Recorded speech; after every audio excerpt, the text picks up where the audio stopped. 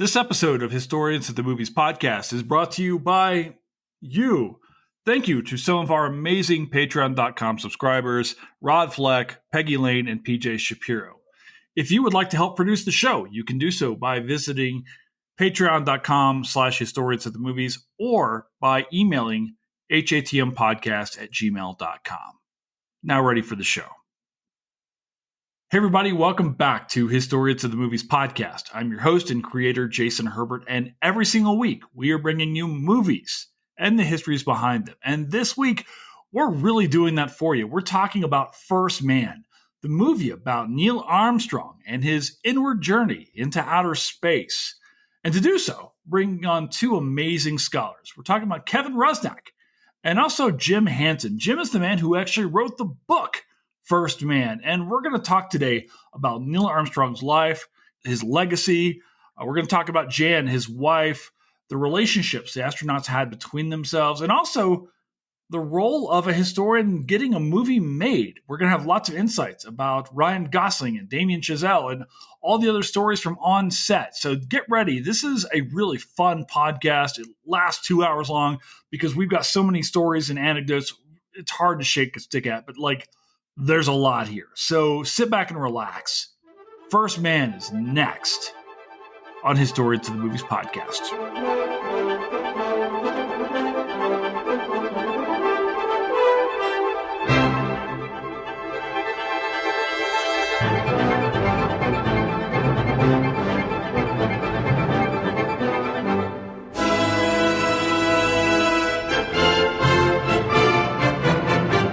Let's say, are we lifting off, blasting off? I don't know what we're doing. I used to do the hard, when I first started doing the podcast, I would do the hard open, welcome back to story. Now I'm just hey, hi guys. And we'll edit everything in. So Jim, welcome to the pod. It's our very first time having you. And Kevin, welcome back. Why don't you ever leave us? So it's I like the proverbial bad penny always turning up, right? You know what? I'm liking this because I know what the listeners don't, which is that you are coming back shortly.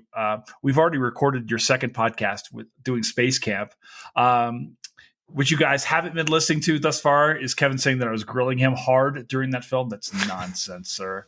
I just happened to have watched that movie 150. I made Space Camp notes actually while watching First Man, guys, the other day.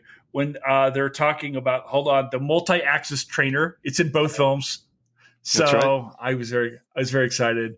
But before we jump into this movie, before we jump into this book, you guys want to introduce yourselves? Jim, you want to go first? You want to introduce yourself and what you're doing here? I'm a retired Auburn history professor. I taught at Auburn University for 32 years, specializing in the history of science and technology, but mostly writing about the history of air and space. When I finished my PhD at Ohio State back in 1981, a long time ago now, I got a postdoc with NASA to do a book for them, and that turned into a second book for them. So it kind of introduced me. I had to sort of retool in a way. I had not done anything really to do with the history of flight prior to NASA getting a hold of me, asking me if I was interested in doing the book for them. But the retooling into air and space subjects became almost a permanent mainstay of my career. Even when I took the job at Auburn in 1986, I continued to do things with NASA for at least, and the Smithsonian for a number of years. And then I guess the turning point in the career came about mid-career for me. I'd been department head for 4 years, and so I'd been moving up the ladder and became a full professor. And at that point in the late 1990s, I decided I was going to sort of stick my neck out and give it a shot to try to do Neil Armstrong's biography. I was teaching a graduate seminar in space history. And, I always started the seminar with going around the room and having students tell me what they're interested in because, they're going to have to do a seminar paper in that. So when we were going around the room, then they asked me, well, what are you doing? And I thought, well, I just finished a book. And I thought, well, what I'd really like to do is a biography of an astronaut. And I said, but the one that I would really like to do is Neil Armstrong. But nobody's ever been able to successfully get his support in any kind of way. And so I wrote him a letter, got an address, which it wasn't easy to do just to get a mailing address for him, but through a contact at NASA headquarters, I was able to do that. Wrote him a letter, and about a month later, I got a very nice letter back from him, which was a polite thanks, but no thanks. He told me he had any number of authors, approach him, but he was still kind of busy. He hadn't totally retired from his corporate. He was on a number of corporation boards and active that way. And so he just said, thank you and nice to meet you. And then I thought, okay, I went back to my students and reported, and they said, you can't take no for an answer. You've got to do something. I thought, well, his birthday was coming up, and I thought, well, I'll send him a couple of my books that I thought he could be interested in. And just if nothing comes from him, I know that Neil Armstrong's got a couple of my books. Maybe he'll open one up. And it took about 3 months then. And then I got a letter back from him thanking me for the books. And he had read one of them cover to cover, he said, and another one he had started. And I'd have to go back through my correspondence to remember exactly how it happened. You'd think I'd remember. But basically, it opened up a little bit of a conversation. It certainly wasn't a decisive thing because it took about 2 years from the time I first approached him to getting finally his willingness to participate with me. But it involved meeting him. I got an invitation to come up. He lived in a suburb of Cincinnati. And I came up and I spent the afternoon with him. We sat in his studio for about 3-4 hours. His second wife, Carol, would come in from time to time and listen in. And that conversation, I can go into great detail, which I won't bother you with, but there were some key moments in our conversation where, I accidentally said some things that were apparently the right things to say and the right names to drop. And at the end of it, I felt very positive that things could develop to the point of I could write the book. But Neil being Neil, it still took, a number of emails and letters and he finally agreed and he wanted to know exactly what I wanted from it. He knew what he wasn't going to write the book. I never, that wasn't part of what I wanted to do. I wanted to write his biography, be the sole author. I just wanted to have access. I wanted interview time. I wanted to get into his papers. I wanted permission, I wanted him to know that I wanted to talk to as many different people, fellow astronauts, friends from boyhood, family members, and everything. And I felt I would probably need his support. I think, in fact, my contract with him, my agreement with him, asked for a to whom it may concern letter, where he would basically say, I'm helping Jim, I would encourage you to help him too in whatever way. And that was really important because if you knew Neil, and as someone like, let's say, Jim Lovell or Dave Scott, one of the other Apollo astronauts, they knew Neil was so private that if you just approached them and say, I want to talk to you about Neil Armstrong, they'd go, well, but you almost need to have Neil say, yeah, go ahead, talk to Jim. So I got that from him. I also agreed. And even though he did not bring this up, and this is, again, so many things that are classic Neil Armstrong that you wouldn't have other astronauts agree to or do. But he never asked for any cut of the book or any at all. But I thought it'd be a good idea to do it. And so I offered to either give him a certain percentage of the royalty money or donate to a charity of his choice. And I actually suggested that maybe I knew that he had a strong connection with Purdue University where he went to school, graduated in the mid-50s in aeronautical engineering. And I thought, from what I knew about it, that he might support that. So we agreed to give a certain amount of money from the book and later from the movie to Purdue, where his papers now rest. So anyway, it was a long story. I made it as short as I can possibly make it. And that I got his access. I ended up with 55 hours of tape recorded interview with him over several months and got access to his papers. And I interviewed over 125 people, almost all the surviving astronauts that were from his era. And it was a remarkable time for me. I knew how lucky I was that I was getting this opportunity. My university, Auburn, gave me 2 years leave to write the book. And they supported me generously during that time because they knew that this was it made news when the book was announced that this academic historian had Neil Armstrong's participation. We got pretty major stories about that already.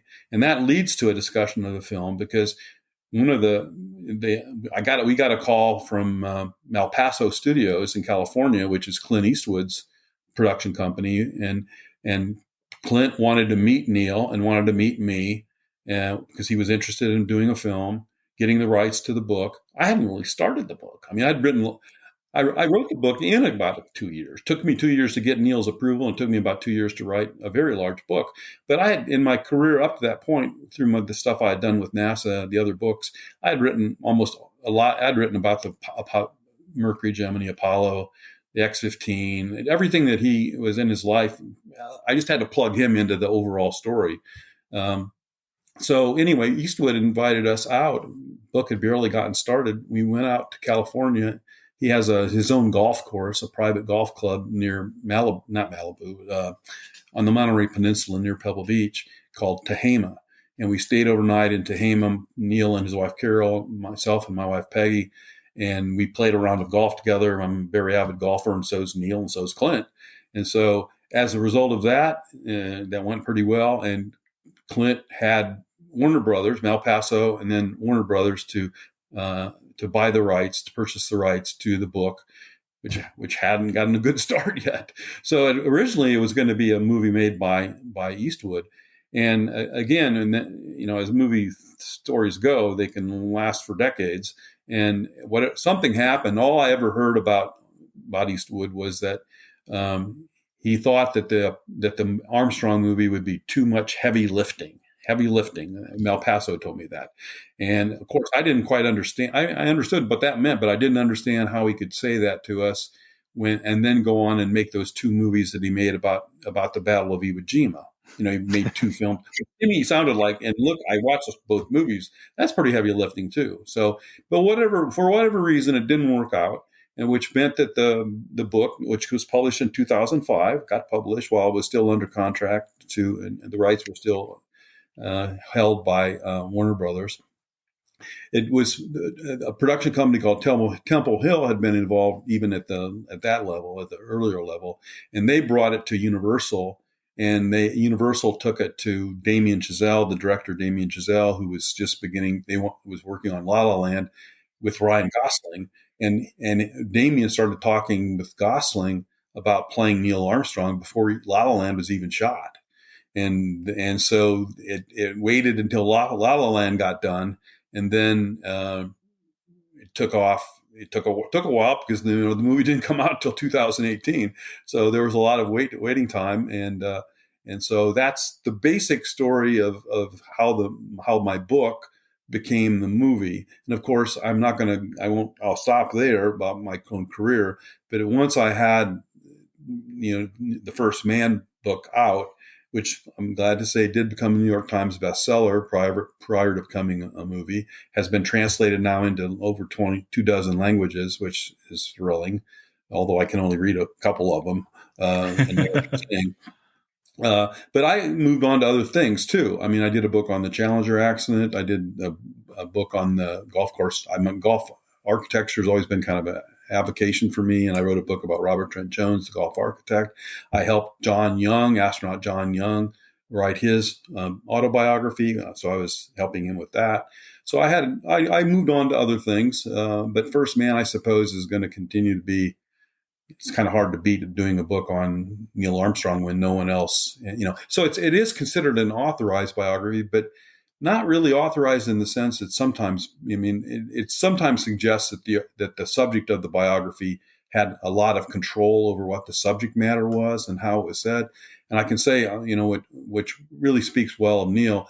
Once Neil agreed to help me do the book, he just answered my questions and gave me access to. He didn't require. He wasn't controlling the content. We went over the manuscript together because I wanted him to. I wanted to hear everything he had to say about it. And I promised him I would take everything into consideration, but Neil never tried even to twist my arm or tell me I needed to say this instead of that. Never did any of that. And I can tell you, I think there are a lot of astronauts who would have not done it that way. And I think haven't done it that way. So that's not in quite a nutshell, a big nutshell. That's kind of my career. And, I retired from Auburn in 2018, the same year of the movie. I was able to be on set for the movie all the time. And I still am writing, even though I am retired. And I don't think Neil, I did 2 other books about Armstrong, by the way. Purdue University Press, Purdue is his alma mater.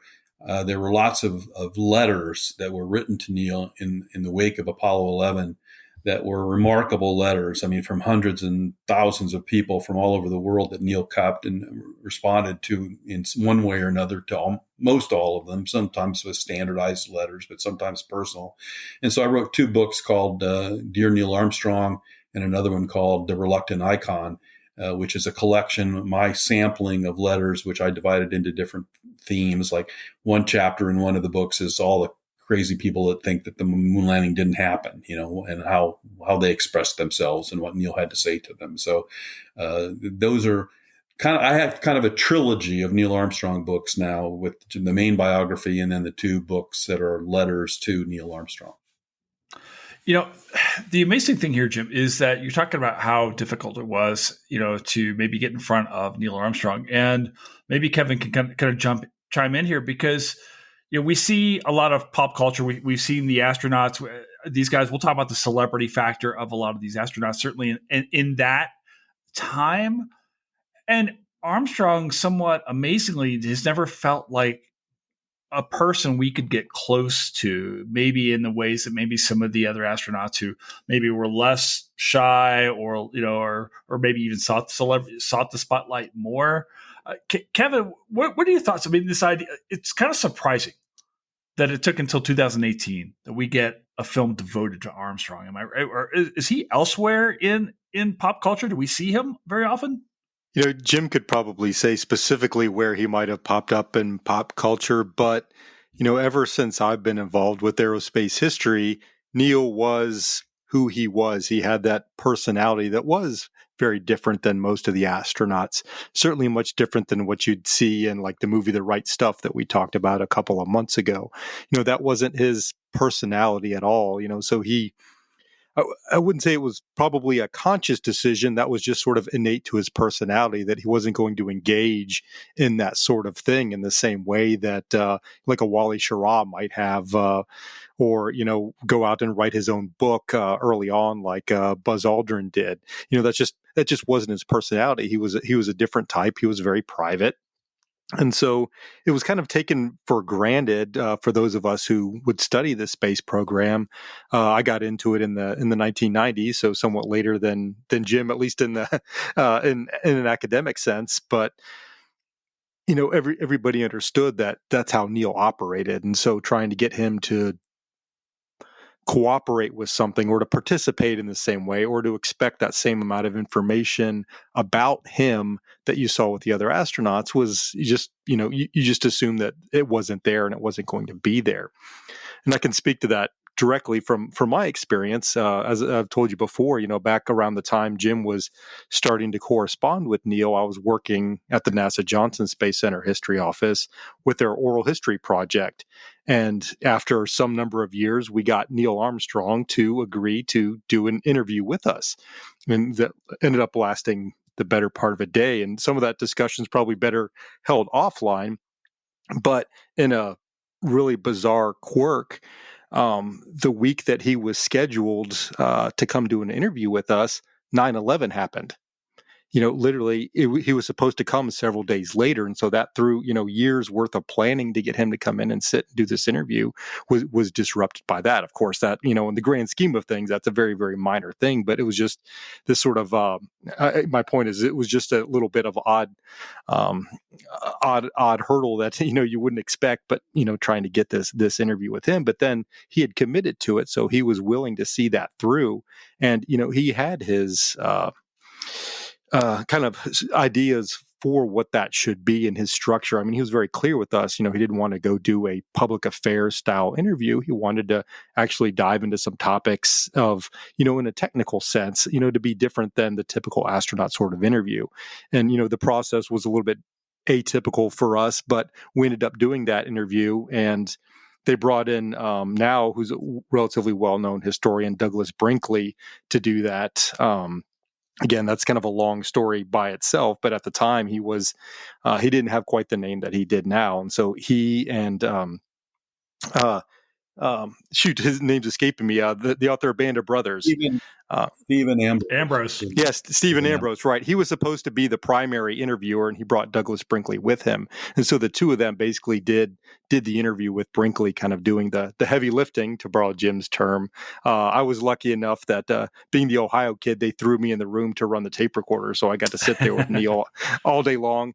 But the fun part about that for me was when the tape was off during the many cigarette breaks that and Stephen Ambrose took, I got to sit there and just talk with Neil Armstrong about Ohio. He knew where I was from, just up the road from where he was living at the time. And so it was just that kind of small talk and, talk about airplanes a little bit, that kind of thing. And so, it was very, very personable in a one-on-one, the tape recorder's off sort of situation. So, he didn't have that, at least face to face, he didn't have that kind of aloof persona that I think he's been pinned with just because he was a private individual. So I guess that's a long answer to a relatively short question. I'm sure, Jim obviously knew Neil far, far better than I did, and, probably has much more valuable insight there.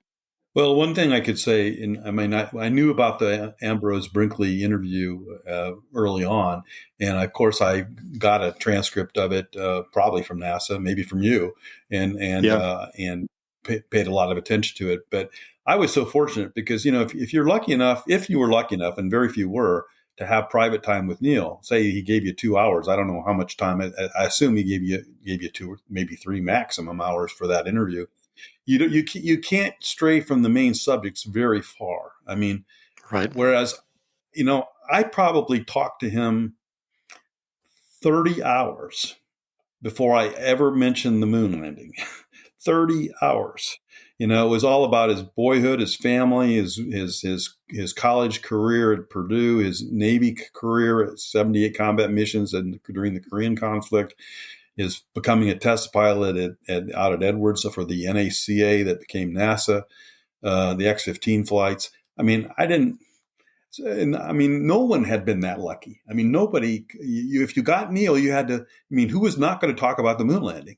That interview by Ambrose and Brinkley got into a few other things, but not too many other things, because you just can't. You're not going to neglect talking about the Apollo program if you got Neil Armstrong there. So I was really so lucky that he gave me so much time, and I would give him questions in advance to think about, because he wanted them, I think, but then he was okay with me going off script and asking him other things.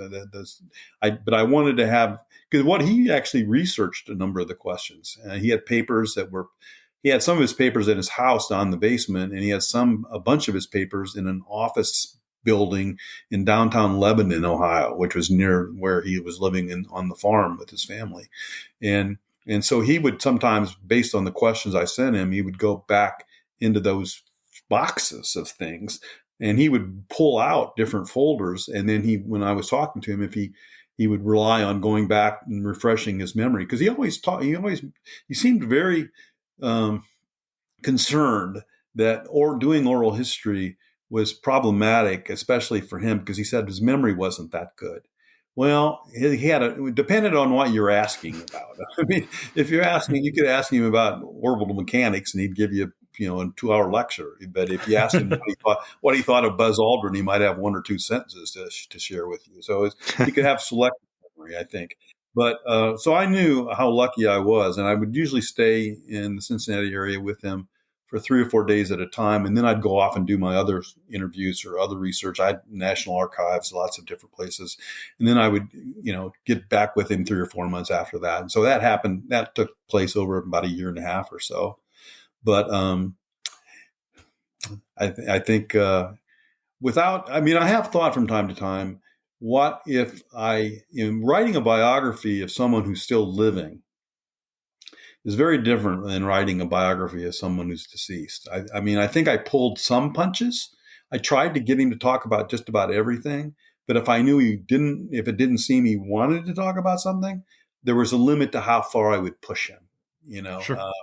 And things like about the death of his baby daughter, Karen, which is a mainstay of the movie. He did open up a little bit, but it was clear to me that I was not going to have too much luck pushing him beyond the little bit that he gave me. So I had to try to triangulate. If he wouldn't talk to me about Karen's death, I would talk to his sister, June. One thing I found out, guys, you should know that if you don't want your biography really in depth, don't let the biographer talk to your sister, because your sister can tell stories on you that you might not want. So I talked to his sister, I talked to his brother, I talked to his first wife. I mean, he was married with Janet for 36 years or something, before they divorced. And one of the toucher moments, actually, which was crucial to the movie, because I think Claire Foy's role as Janet in First Man is like a critical role. And I think Claire nailed it. I mean, as an actress, she did such a great job playing Janet Armstrong. Well, a lot of that was based on the fact that I had 16 hours of interview with Janet. And now they're divorced. When I approached Janet Armstrong, they've already been divorced a few years. She's got a house in Park City, Utah, which had been their vacation home when they went skiing, and she got that in the settlement. And so, but before I approached Janet, which I think was a critical approach for the book and the movie, I asked Neil. I said, Neil, I really think I need to talk to Janet. Would that bother you? And I wouldn't have to ask that if he wasn't still living and I wasn't concerned about my relationship with him. And he said, well, let me think about it. I want to talk to Carol about it. He wanted to talk to his current wife to see what she thought about it. Well, I left. I went back to do my other work, and it came back to him again during a set of interviews. And I didn't even bring it up with him. I thought, well, I'll just wait till he, and at the end of one day, he said, oh, by the way, Jim, I've talked to Carol. And if you think you need to talk to Janet, then feel free to go ahead. But it was clear to me, I didn't follow up. I just thanked him and said, I'll do my best. And I didn't ask him for any information about how to contact her, because at that point I didn't have an address, phone number, an email, or anything. I had to come up with that some other way. And then I also, I won't divulge this, but Janet employed a lawyer from California to negotiate from her point of view, why should she bare her soul and share all of her memories with her ex-husband's biographer? What's in it for her? And she wasn't a what's in it for me kind of person, but there had to be some accommodation for that. And I got 16 hours of tape recorded interview. It was amazing interview time with her. It was not just Look magazine talking to her like they did back in the 60s with or Life magazine, I guess it is, with the big contract that they had. She could be herself. She could tell the real story. There were times that I had to turn the recorder off because she wanted it off the record. But even though it was off the record and unrecorded, I still had heard it, and there were ways I could assimilate the meaning of it and use it in other powerful ways. And so a lot of that depiction of the family life in First Man and Janet's character. In fact, I played the recordings I made, which are now at Purdue University. Janet went to Purdue too, by the way. She was a home economics major. But my recordings of both Neil's interviews and the 16 hours of Janet's are in the archives at Purdue. I think they've been digitized. And there was a lot of concern about Claire Foy being able to have the Midwestern Chicago accent that Janet had. And so I gave Claire a number of my recorded tapes so she could listen to Janet. And I think she really nailed it. I mean, she did a great job of not sounding British and sounding like she's from suburban Chicago. But anyway, the whole journey that I experienced, I mean, just through the book, I mean, if the movie had never happened, it would have still been an absolutely extraordinary experience for me as an author of a book that I knew no one else had ever been able to do, and no one else was ever going to be able to do again, not in the way I did it, because so many of those people that I talked to, including Neil, are gone. And their papers are, some of them are blowing in the wind. A lot of them would be still available, and then I think there probably will be every generation or two, there needs to be a restudy of a major figure. And so there'll be another Armstrong biography that will be offering fresh insights down the road. But none of them were going to have what I was able to get. And so I feel immensely privileged. And then the movie raised another whole set of issues for me as that came along. No, I think one of my favorite things, and this is one of my favorite aspects of doing this podcast as scholars, as the three of us are historians, is the fact that you're able to go off and really, so much of what we do as scholars are consult primary sources from some other age or era collected by someone else. And then in this case, whereas you're conducting these oral histories, you're actually creating these primary sources that, again, these next generations of scholars, or we ourselves right now, can enjoy, because I do just generally enjoy history, right? And there's a real aspect here, Jim, of just the creation of history that I really admire. And just, you're talking about these aspects of like going to, how do you gain the trust of someone who you don't know, who's never heard of you or anything like that, and thinks, oh, they're in it just for whatever, right? How do you earn that trust? How do you carry forth and ensure that trust was not misplaced, and honor the agreements? As a scholar, I think you've got obligations to tell a story as honestly as you possibly can. Yet at the same time, you're not trying to destroy the relationships and things like that, or destroy the terms of which you're able to get this information and stuff. So I'm giddy to hear more about this. I want to talk a little bit about the film. Yeah, absolutely. We only, believe me, a hallmark of this podcast is like talking about the movie for about 3 minutes, or not talking about it for about the first 45. So we're doing great. I was ready to go on a tangent about how much I love Cincinnati as a native Kentuckian. So, but in this movie, we only see Neil and Jan's life for about 8 years. The film, I think, starts in 61, kind of goes through to 69. So, and the first time we see Neil Armstrong, we see him, he's a test pilot. It's a very tense scene. And I'm kind of wondering, when we meet Neil in this film, say in 1961, because gosh, it feels like this is a guy that's hard to get to know. Who is he in 1961? Who is this guy 8 years before Apollo? Well, that's a great question, and my first thing that comes to my mind is, the one challenge for the book and for the filmmaker was, Neil became an icon. I mean, he became a very iconic figure in American life. Even though he wasn't well known, I mean, his personal story was not really all that well known. There was the NASA version of his personal story, but that was about it.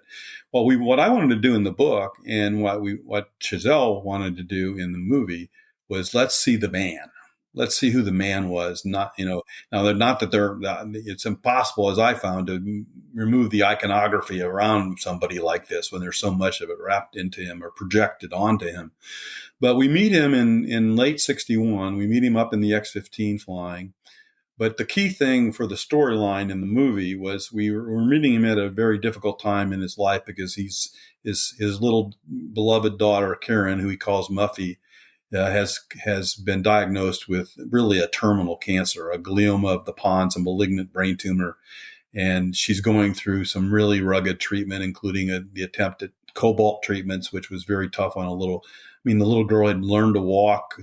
She was a little bit over 2 years old, but because of the cobalt treatment, she couldn't even walk anymore.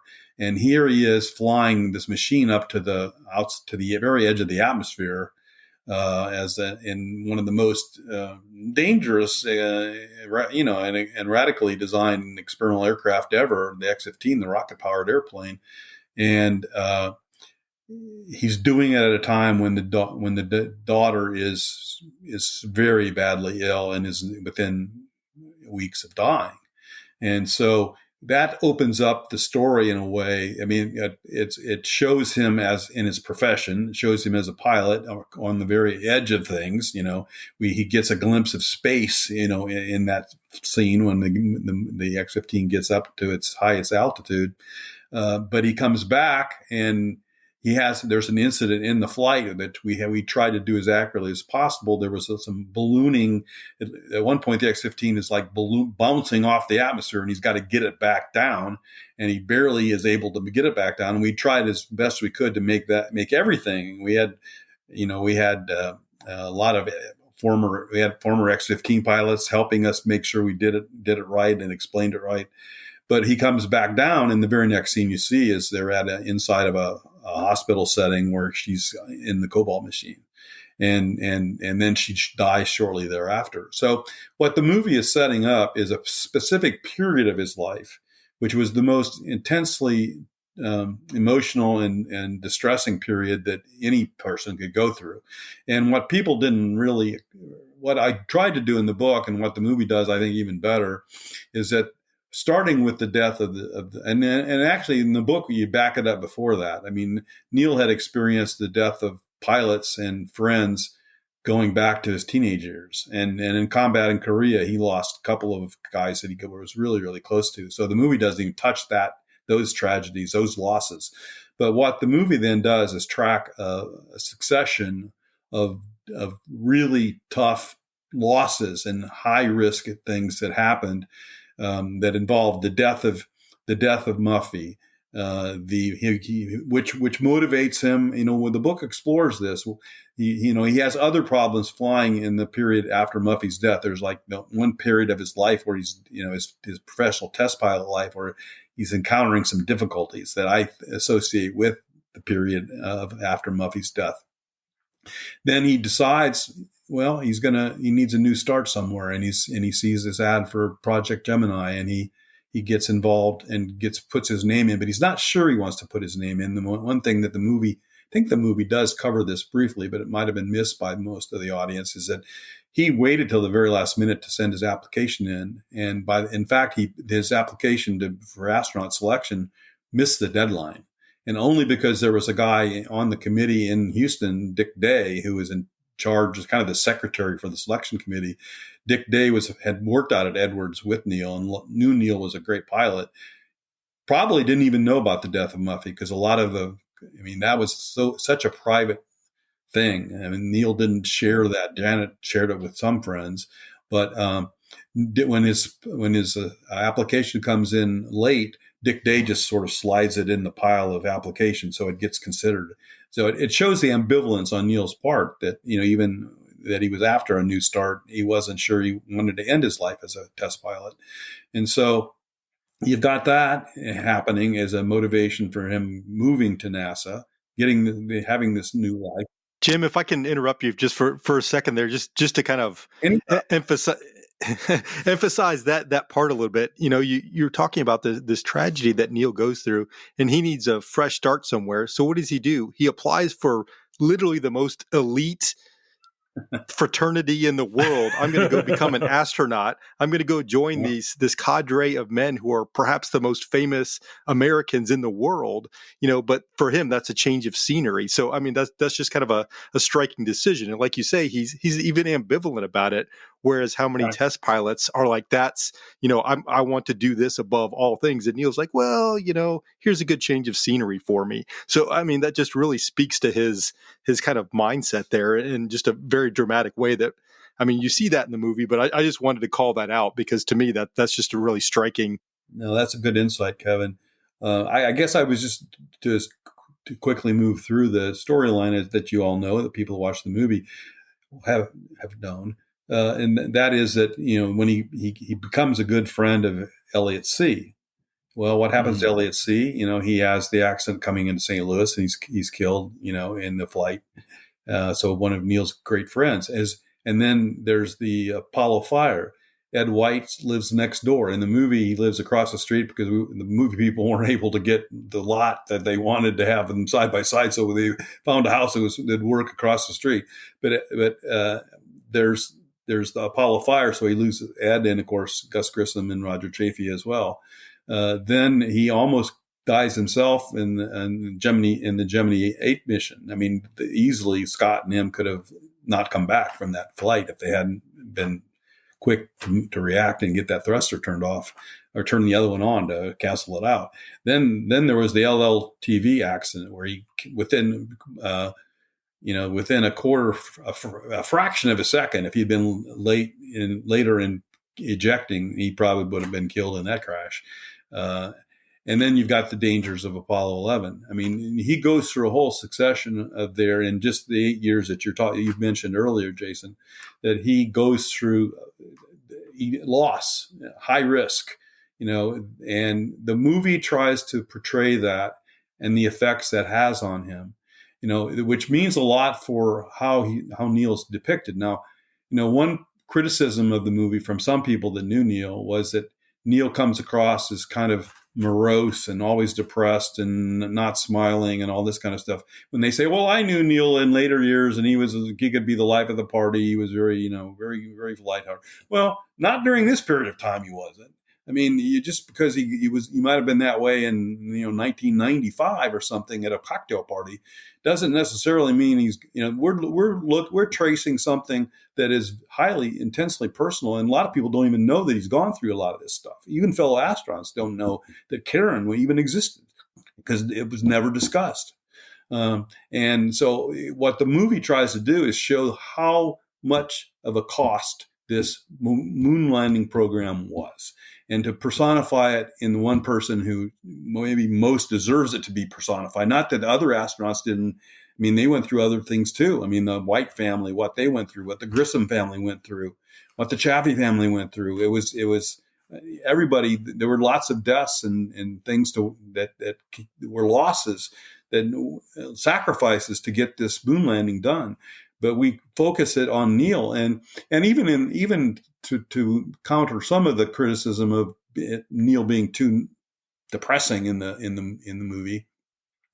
If you go back and watch it again and look at the number of times that he smiles or laughs or is playing with the children or joking about being in musical theater, when they're sitting around the table with the Chaffees or the C's and the Whites, they're being joking around him being involved with musical theater when he was at Purdue. There's a lot of lighthearted moments. I don't know how many more you needed. And of course, the big controversy of the movie, which I'm sure you're going to ask about, is the concern over Chazelle choosing not to show the actual planting of the American flag in the Sea of Tranquility, which became the controversy of the movie, as if somehow people hadn't watched the movie, but they just said, what? You can't have a movie about Apollo 11 and not show the flag being planted. Well, the flags are all over that movie. I mean, those who wanted to project a negative meaning onto the film for whatever reasons they're doing it, political or otherwise, you could say it was an anti-American movie. But if you really, you could project whatever you wanted on that movie. I've read most all of the reviews of it, critiques and plaudits. And the truth of the matter is, I've seen critiques of the movie that sort of people that thought it was like an un-American left-wing movie. And then there are others. There was a long review in the New Yorker magazine where they said it was a right-wing movie. It was a blatantly chauvinistic American right-wing movie. So you could project whatever you want onto the film, but it's too bad, at least in terms of box office, that it got embroiled in this flag controversy. Because we went back one viewing, a group of my contacts on the movie, and we watched and counted how many times you could see an American flag in the movie. I think we stopped counting at about 90. I mean, the American flag's all over the dang movie. It's just not being shown planted. It's shown in the moon surface, but it doesn't have Buzz and Neil, because that wasn't what the movie had to show. When we got to the moon, we needed to show something else that was personal to Neil. And so that was what we had to focus on. And it wasn't a documentary about Apollo 11, which we have a very good Apollo 11 documentary film that came out about the same time. They did a great job with that. So I know I'm moving this story along a little bit more fast than you might want, but that's kind of where my mind goes. I kind of wonder, because we talked a little bit, Jim, you talked a little bit about being on set. We talked a little bit earlier about getting about Gosling. I'm wondering, how Gosling kind of, in your own experience, kind of came to know Neil of this time, if that makes any sense. How does he get in touch with, trying to portray this man, this really larger than life man who is impossible to know? How does he, how did you get a chance to talk to him at all? Absolutely, I did. And Ryan whenever Ryan saw me coming into the area of his area, I tried not to bother Chazelle and Gosling or any of the actors that much. But if Gosling saw me kind of approaching slowly and tentatively, if he caught my eye, he would stop whatever he was doing and come right over to me, which I appreciated immensely. And then once he invited me back to the trailer to have a beer with him. And so, I had lunch with him a couple of times. Chazelle was the same way. If Chazelle had a question, a lot of Chazelle, directors are like unbelievably busy on set. I mean, they're like the king's court, and so what I would do, and he at his invitation, is at the end of a day, if I had some thoughts, I'd email him, and he would email me back sometimes midnight, 1:00 in the morning. He would respond almost all the time, and sometimes I'd be called, on the microphone, Jim, come to the Damien and wants to talk to you. I do that occasionally. But both of them had done really thorough research. And as for Ryan specifically, not only had I thought read my book pretty carefully, which is probably unusual for most actors doing a role from a book, but he had both Mark and Rick Armstrong, the two sons, were on set a lot. And Ryan and Damien actually went to Ohio, went to the Armstrong Museum, and went out to the farm where Neil was born, where they met Neil's sister and Coach Osolokoff, who was one of Neil's best boyhood friends. Asked a lot of questions about Neil. And I remember one conversation that I had with Ryan early on, because there were certain aspects of the story that I thought, I felt like I had a real responsibility to Neil. He had died in 2012. The book had come out 7 years earlier. He was happy enough with the book. But I felt like I had to protect him in some way, protect who he was, and protect the book in some respects as well. I knew it was a movie. I knew there would be some fictionalization, but I wanted to keep it as real as I could. And I remember having one conversation with Ryan, and asking him, because I was bothered by something, I think, in the script that had him saying something I didn't think was appropriate. And Ryan, it wasn't just about that, but Ryan gave me sort of his philosophy of acting and playing a real life character. And that was that he felt like he wanted to integrate Armstrong into the character as best as he could. But it wasn't going to be a mechanical one-on-one relationship of Neil Armstrong to his acting, that the actor brings something new to the character you want the actor to do that. It's a rendition. It's a rendition of the character. It's not a mechanical, mannequin of the actor. And that's what a good actor, I think, does. He brings his own brain, his own creativity, his own spirit to the film. And was, for people that really knew Neil, and I think I ended up knowing him pretty darn well, is it exactly Neil Armstrong? Nah, it's not. But what character can you tell me that in the movies is exactly the time? The actor who played Atticus Finch in To Kill a Mockingbird, Gregory Peck. Is Gregory Peck really? I mean, of course, Atticus Finch is a fictional character, so that makes it a little bit easier to do it.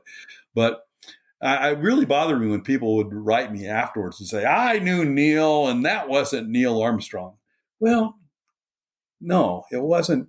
It wasn't an absolute replica of Neil Armstrong, but I'd also wonder, well, when did you know him and how did you really know him? Did you have 16 hours of private one-on-one conversation with his wife like I did? She told me some things that I guarantee you not anybody, maybe nobody else knew that she told me about. But I really benefited from Ryan taking me and not talking down to me at all. It was a real one-on-one direct conversation, telling me his philosophy of playing a real person and what the actor needed to do to bring that person to life in a way that may not be exact, but it's artistic. And that's what the people have to understand about the film, is that it's an art form, and it becomes something. It's something different. It's something more, maybe in some ways something less, but it's something different from what the real life experience was. But it's a good version of it. It's a powerful, emotive illuminating version of what that person was and what life he had. This film is called First Man, right? But so much of this story revolves around Jan and their relationship, and rightfully so. Can we talk a little bit about who she is in 61 as well? Because this is really, in a lot of ways, the story of how the two of them get us to the moon. Yeah. Who is she in 1961? Like, where is their relationship? And I guess, is she driving him to, is she supporting his mission to his idea to become an astronaut? Like, where is their relationship in this time? Well, she's definitely supporting him, but what you don't get quite enough of in the movie, I don't think, is when their baby girl dies, which is the worst loss a couple can go through. Neil goes back to work about as quickly as he can. Within a couple of days after the burial of the baby, he's back flying. It's his way of dealing with it. And to some extent, it's just what a man would do. But I don't accept that terminology. I don't accept that version altogether, because I'm a man and I know I wouldn't be able to handle it in that exactly that way. Janet, when I interviewed her, made it very clear that she needed more from Neil. She needed him in the aftermath of the death of the child, and she didn't need him just to go back to work and be okay for himself. She needed him.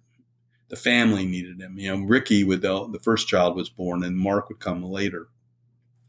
But Neil was so driven, and maybe driven to some extent, to get away from the tragedy of the loss of the child.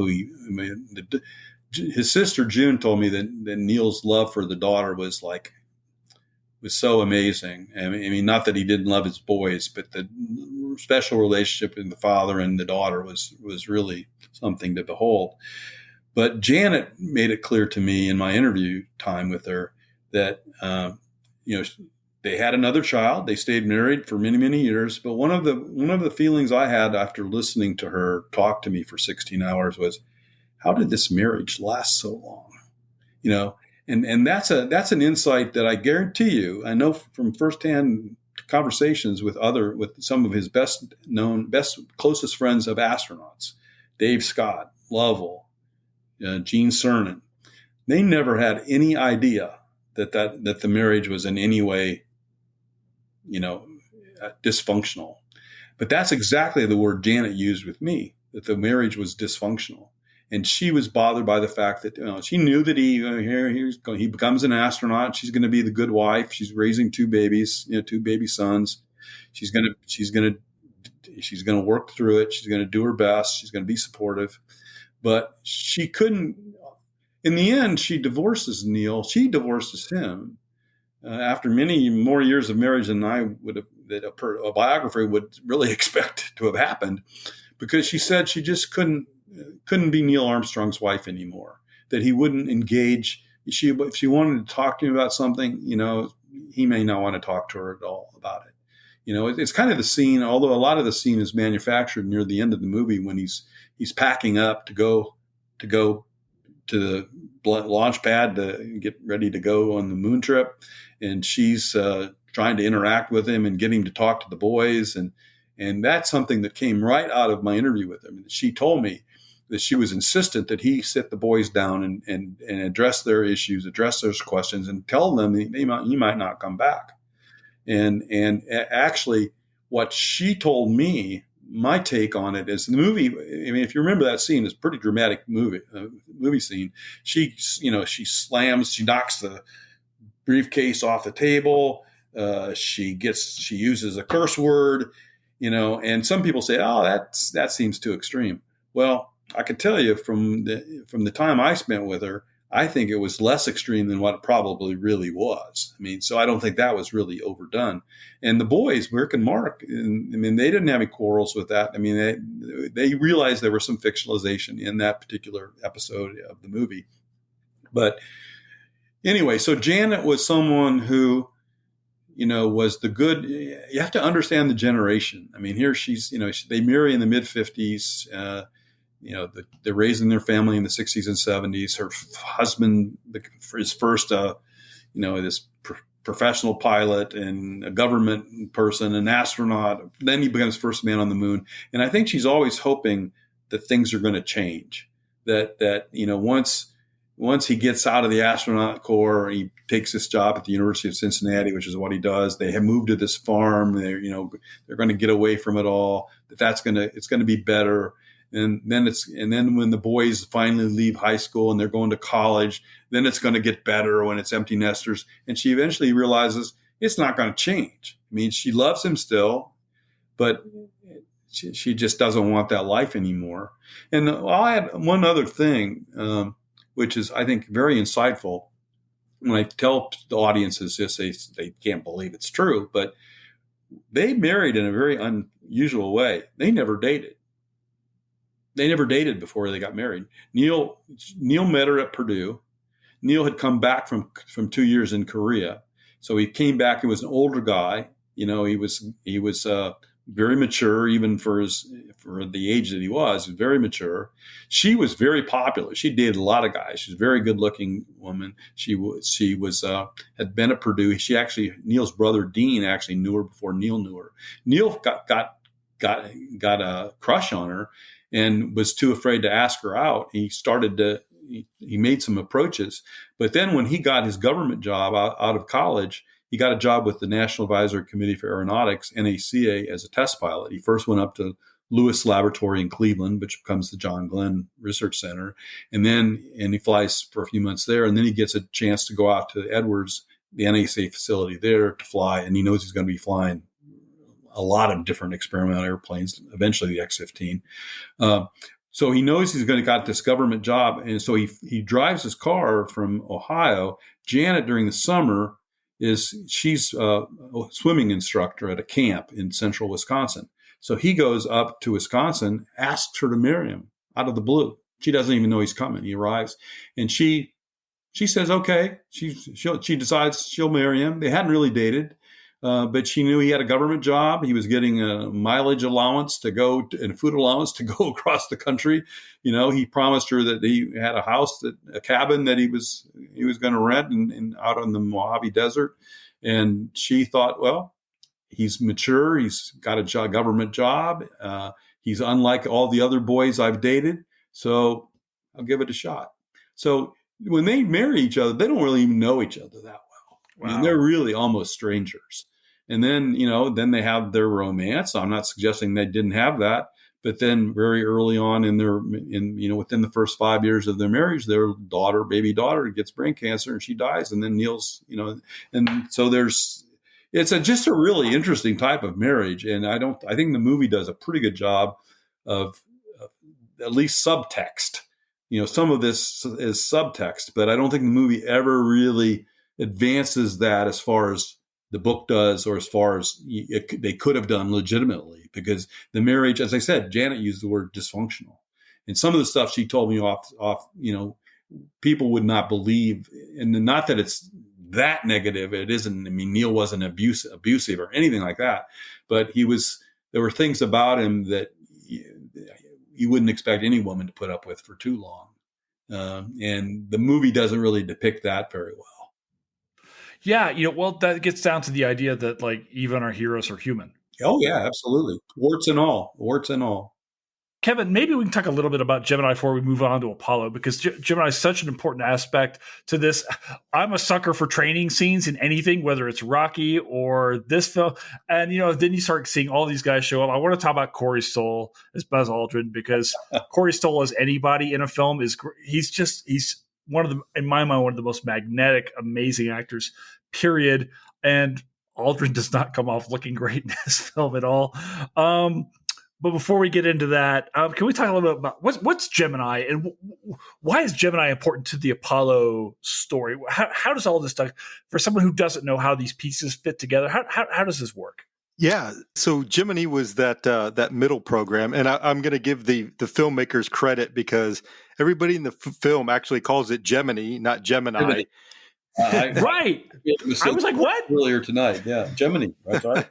Gemini. Yeah, because that's this debate among the space geek set is how to pronounce it. But I'll say from firsthand experience, everybody that I've interviewed or spoken with who was actually involved with the program, to a man, they all say Gemini. So I picked up on saying it that way as well. So kudos to the filmmakers for that decision. Jim, I don't know if you had anything to do with that or not, but A little bit, but you can see that I violate that principle because I right. think I said there's actually one reference in the movie that there is one Gemini that slips in there. I don't know if we missed it in cut or what, but we let it go. I heard it. Yeah. So yeah, distracting from the question though, but yeah, so the one thing to know about Gemini being it's the classic middle child, right, of the early space program. You have Mercury, the pioneers, you've got Apollo, the moon landing, and actually Apollo started before Gemini, right? But NASA realized they're going to have a big gap between the end of the Mercury program and the start of Apollo. And particularly once Apollo got into this idea of lunar orbit rendezvous that they talk about in the film, that there's going to be a whole lot of things they have to do in space that was well beyond anything they had tested in Mercury. So they need some way to get up in space and practice all of these techniques before anything from Apollo is going to be ready. Even the kind of early generation of Apollo that with the Apollo 1 fire, that all got canceled. The Block 1 program.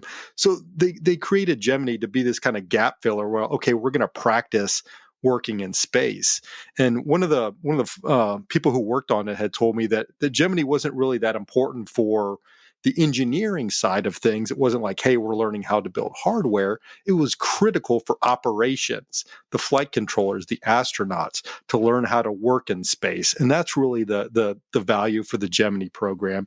And so here's where you send up these flights. It's Gemini 4 through 12 that go up there doing everything from the first extravehicular activity Gemini 3 through 12. Of course, Gemini 3 with Gus Grissom and John Young, which that must have been a very interesting flight, two of the more stoic astronauts together. But then Gemini 4 that they show in the film with the first spacewalk with Ed White, which was actually kind of thrown together in just about 2 months that, hey, we need to go do this EVA because the Soviets are doing this EVA. But then that also gave them this sort of false sense of accomplishment there because Ed got out, flew around, had his little squirt gun, and they thought, well, this isn't too bad. So, they skipped a couple of flights, and then the next EVA that they end up doing, well, there's supposed to be one on Gemini 8 with, Neil, of course. And part of that is they're going to test one of these, a more advanced version of a backpack to go fly around. Obviously, they have that problem on board, so they never get to actually do the EVA or test any of this equipment. Gemini 9 comes along. Gene Cernan is going to do the really advanced version of the classic Buck Rogers jetpack and fly around. But because they hadn't done any EVAs, they hadn't realized the difficulties associated with this. And so that ends up being what he calls the EVA from hell. He can't control his body as he's moving along the outside of the capsule. He's getting tangled up in his umbilical cord. His spacesuits, their suits, which weren't designed to do an EVA in the first place, had inadequate cooling inside. So he's overheating. He turns like beet red and drops like 20 pounds in sweat. I mean, it's just really crazy. But if they hadn't gone through these experiences, and EVA just being one example, rendezvous and docking like they did on Gemini 8 was a great example. If you can't rendezvous in space, well, then lunar orbit rendezvous isn't going to happen, right? You can't do that whole mission. So that somebody's got to demonstrate that. So 2 earlier Gemini capsules did rendezvous in space, just to show that they could do it, to figure out the orbital mechanics. But that's, Neil's got that great explanation in the movie where he's talking about, well, if you try to accelerate, you actually go into a higher orbit, and so you fall behind, the sort of weird counterintuitive orbital mechanics. That's something NASA had to figure out on the fly when they first tried to rendezvous with an Agena, I think it was, earlier in the program. So by the time Neil's mission gets around, they had figured this out. Okay, here's how we can actually rendezvous with something in space. And then once you're close enough, you can do the more sort of classic maneuvering to actually dock. And so great, Gemini 8 proves that. Then, as the movie shows in a very visceral way, that they had that problem there. They almost die, but they get it figured out enough that they saved their lives. And Jim's got a great section in the book where he talks about this. How do you interpret what happens on Gemini 8? Was that a failure? Did Neil screw up by ending that mission, by separating from the Agena? Yeah, it was the wrong decision to do in hindsight because the problem wasn't with the Agena. Or was it the right thing to do because they didn't really trust the Agena the same way that they trusted the Gemini capsule? So they got to go through all these missions in the Gemini program to basically have to steepen or to flatten that learning curve before they got into Apollo, into the moon landing, where things would really count. Because if you had these problems on the way to the moon, like Apollo 13 showed, you're in much bigger trouble than you are in Earth orbit. Could you imagine if you had that stuck thruster and you're spinning and flying, somewhere halfway between the Earth and the moon? You're in pretty big trouble. So the fact that they could iron those bugs out, figure out, hey, what are our weaknesses in training? How can we better train for something like happened on Gemini 8 or for EVA or whatever it is? And they did very much improve the EVA techniques, doing the underwater training and all of that kind of stuff. But Gemini provided that critical middle period for the flight controllers, for the astronauts to learn how to actually function in space. So when they got to the moon, things were much easier. They could just concentrate on the moon critical stuff and less on, hey, how do we do this communication? How do we, get outside the spacecraft and all of those different functions? And so I guess I left out sort of the generic parts. Gemini's a 2-man program. It's basically a Mercury capsule on steroids. It goes into Earth orbit and does these variety of missions and all of that. So, critical program, and, it often overlooked because it didn't have the excitement of being the first like Mercury or being the moon landing like Apollo, but, it was absolutely necessary to be done in the middle there. Yeah. Jim, I want to ask you, because you said earlier that Neil would talk about, a lot of things during your conversations, but if you ask him about certain things, he'd only say a few things, like Buzz Aldrin. He said he'd only say a few words. I'm wondering if by your intimation, those words had 4 letters to them. I'm kind of wondering, you've got all these guys, and we talked about, there's almost like this foregone conclusion, at least in the film, that Neil is this hyper competent guy who's like, okay, I'm just going to go be Kevin said this earlier, I'm just going to go be part of this super alpha, awesome squad of guys, of geniuses. Do these guys like each other? Do they get on well with one another? Is there a competitive spirit? Like, what's their relationships like? Because these guys are working awfully close together. Yeah, I think it depends on which individuals you're mentioning. I think they all had closer buddies than others. Neil was close with Elliot. He was close with Ed White. I think Neil was a good. I think his friendships were maybe not as deep as maybe some of the other ones. Pete Conrad, he liked Pete well enough, but Pete was just a different personality. Neil doesn't necessarily gravitate towards the Conrad personality. He'd be more fun. He liked Collins a lot, and everybody liked Collins. I think the question behind your question has to do with Neil and Buzz probably, and that's a endlessly fascinating subject. I did ask him about Buzz, and then I had lengthy interviews with Buzz too, and I always asked, I tried to get as much. Neil didn't like talking about people that much. He would talk about theories and principles and engineering, but he would go on at length. But when you asked him about a person, and it wasn't like he was trying to hide anything, I just don't think his mind went there. He wasn't interested in. He wouldn't be watching soap operas. He's not interested in that. He's not a Real Housewives guy? No, not a Real Housewives guy, And so, I did. There were things about Buzz that I could get from him, but they were all kind of there were a lot of inferences that I needed to make. The key part of the story that I focus on in the one part of the book had to do with first out. Who was going to be first out? Coming out of the Gemini program. No, I said Gemini that time, Kevin. I was thinking about this. We can have Fletcher, our producer, go back and change everything later. Yeah. Coming out of the Gemini program, in the Gemini program, it wasn't the commander that went out for the EVA. It was the other guy. And coming out of Gemini, there was some people thought there was a precedent that would carry over into Apollo, that the person who'd go out of the spacecraft after its landing would be the number 2 guy, and the commanding officer would stay with the ship.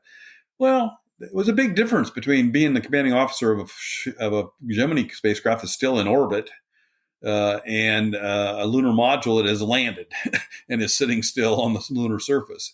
Do you really need the commanding officer to stay in there?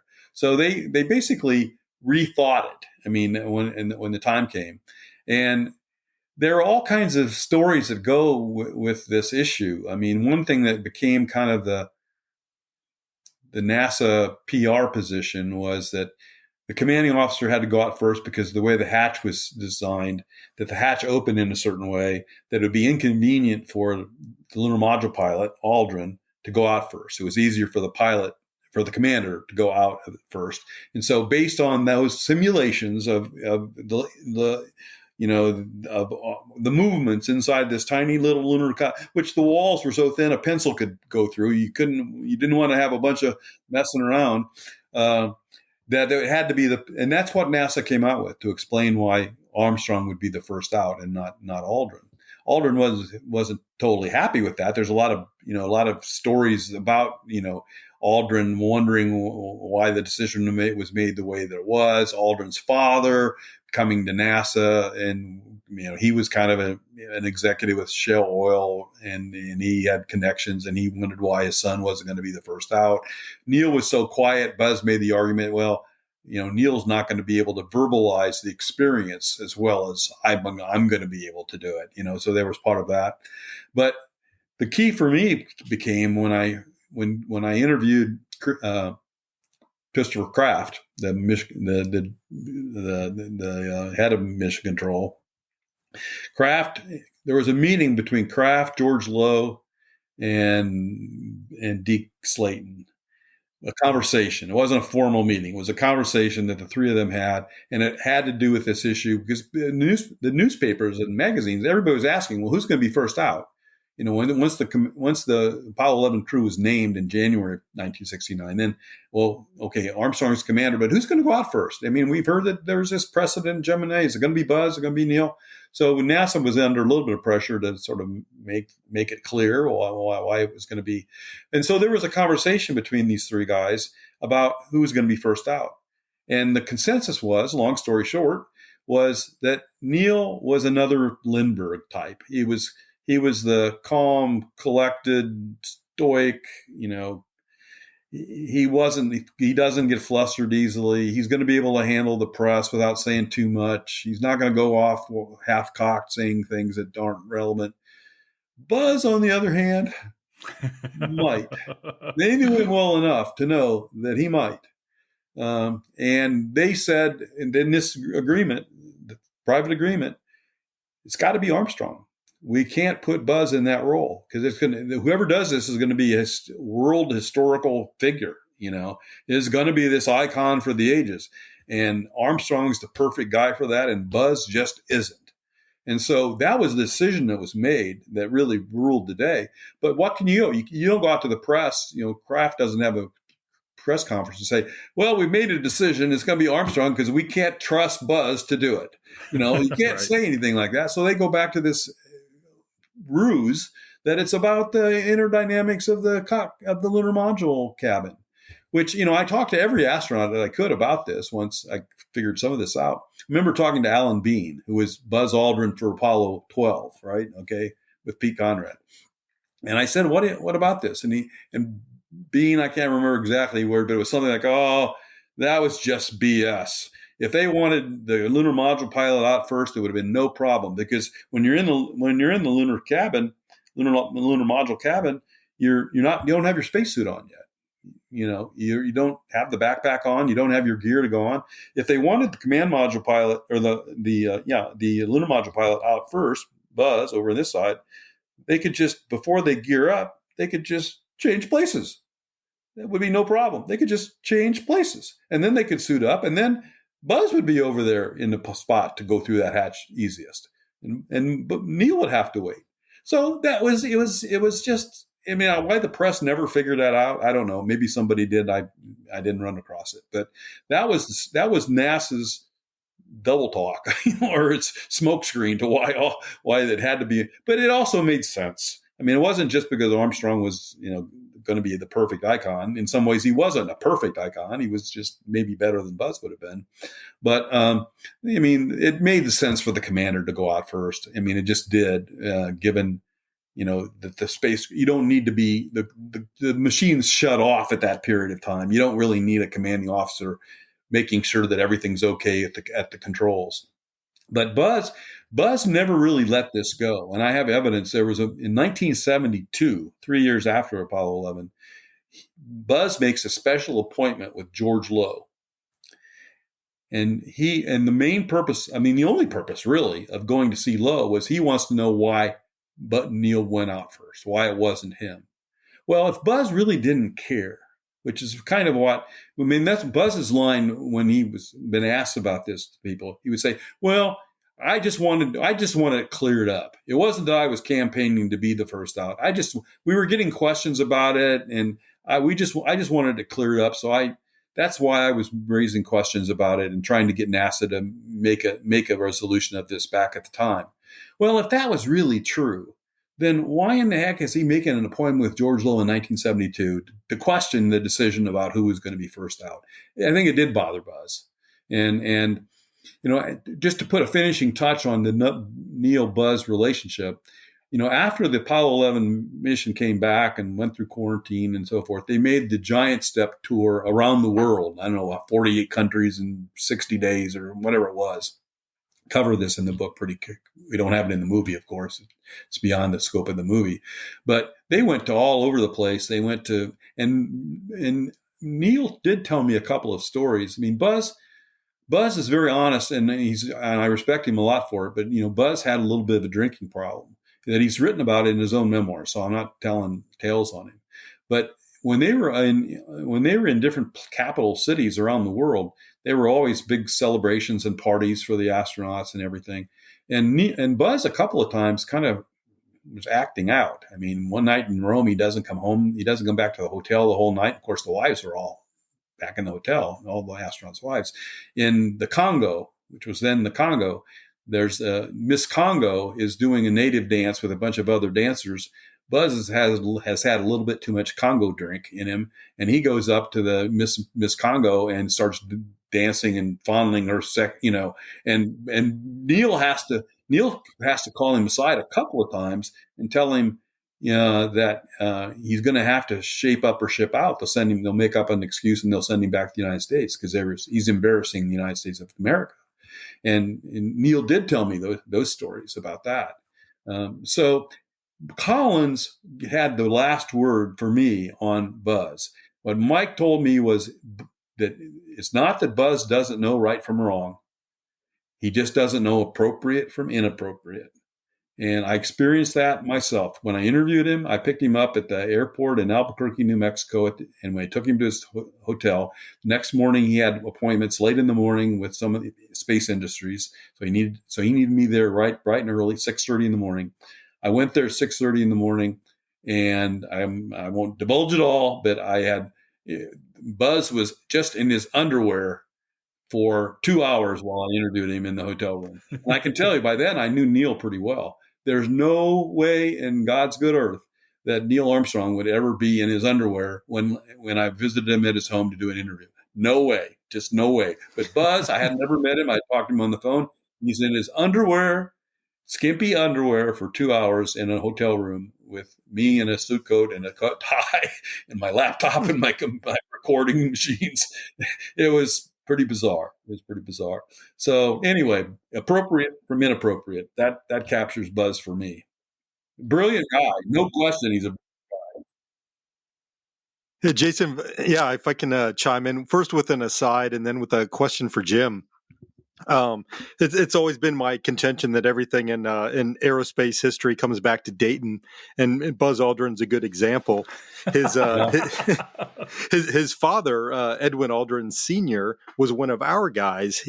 He worked at McCook Field here in Dayton, and starting in 1919.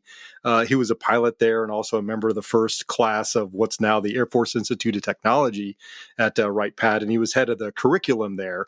And so we've got pictures of him next to, his airplanes and with the class and stuff like that at McCook Field, which was the kind of the predecessor for Wright-Patt right here in Dayton. So he spent several years here. So we consider him the dad, at least one of our guys, before he went on to bigger and better things outside of Dayton.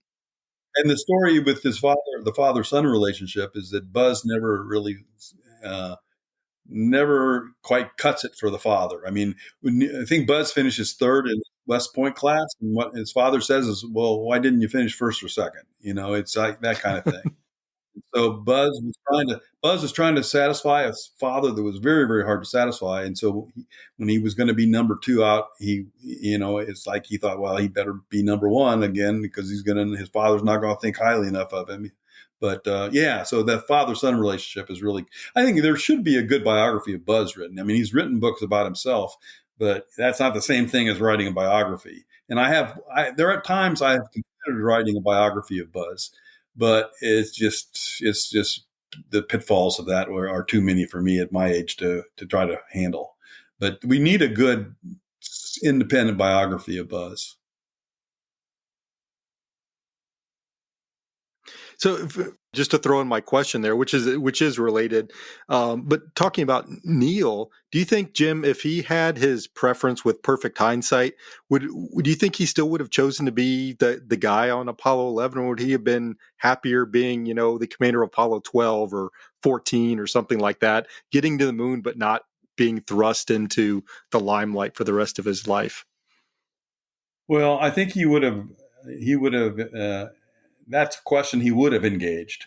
And I think I did talk to him a little bit about it. I think Neil would have done whatever he was asked to do, it was nothing foreordained that Apollo 11 would even be the first landing.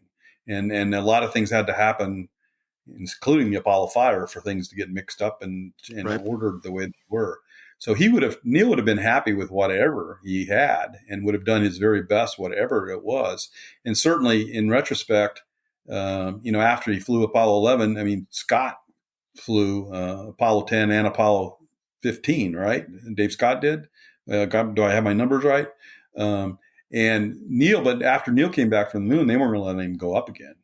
So he, that was one of the downsides. He could have, if it hadn't been the first landing mission and he hadn't become the iconic first walker, he might have had a chance to keep flying, and he would have probably done that.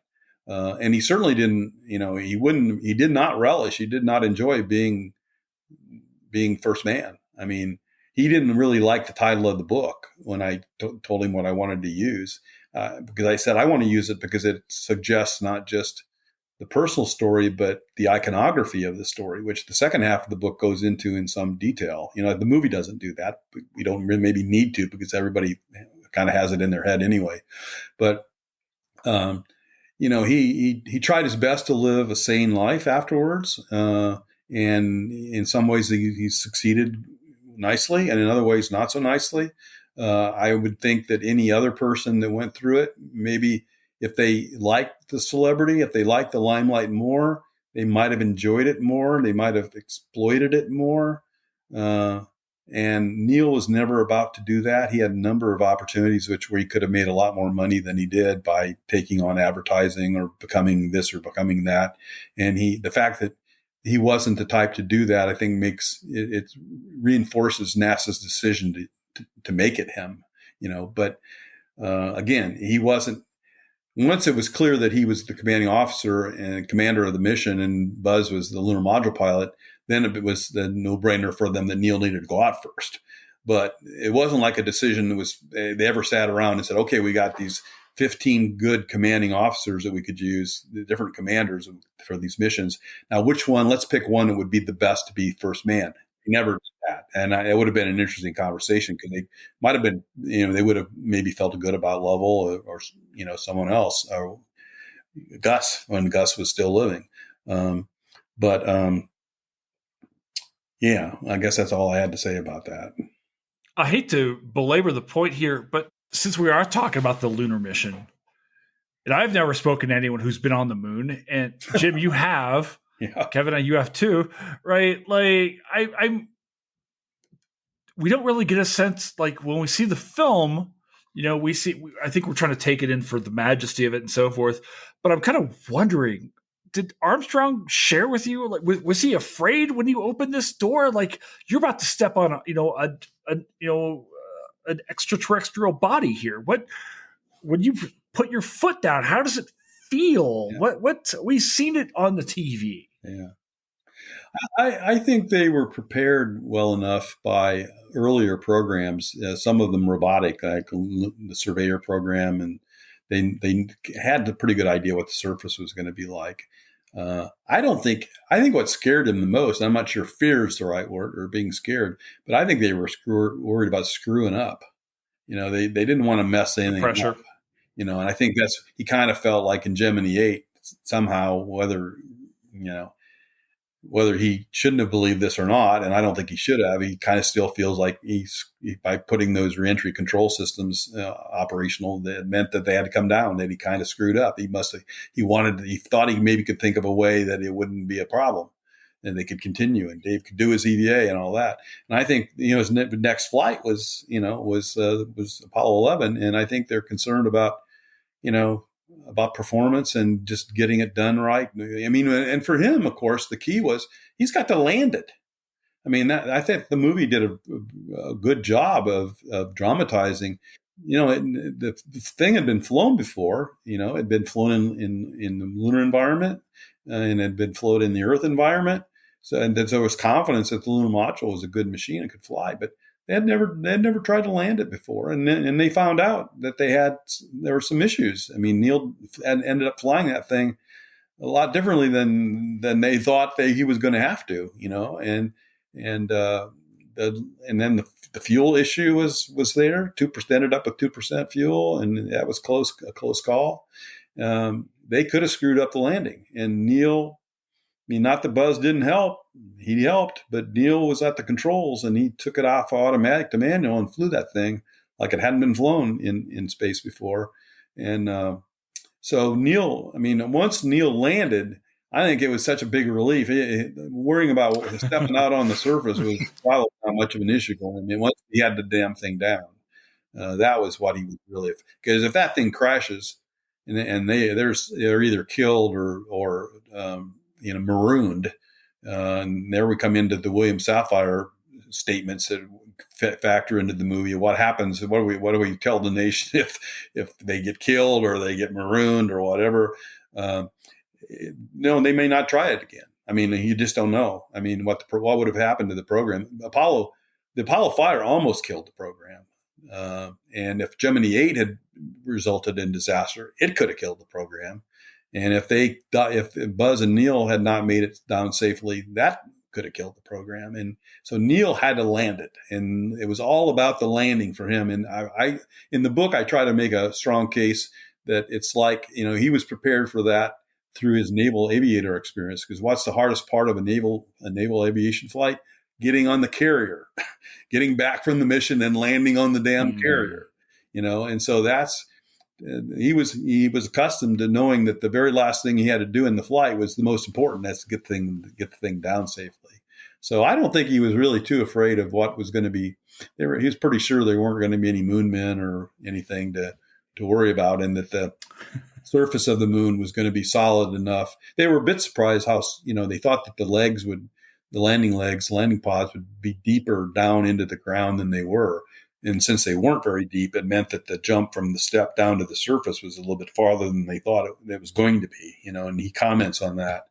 But I thought for sure you were going to ask me about Karen's bracelet in the crater. No, I thought maybe you just bring it up on your own. Well, that clearly was a key to the ending of the movie. And it is a concern as to whether it's really happened or not. And I made the point at the time. I knew that Neil, I mean, for me, it was real interesting because since the death of the little girl was so important, as I made it out in the book to be, as I believe it was, then I knew that the issue of what they were taking with them, personal items and their PPKs, was an issue. And then Neil had never divulged what exactly he had taken.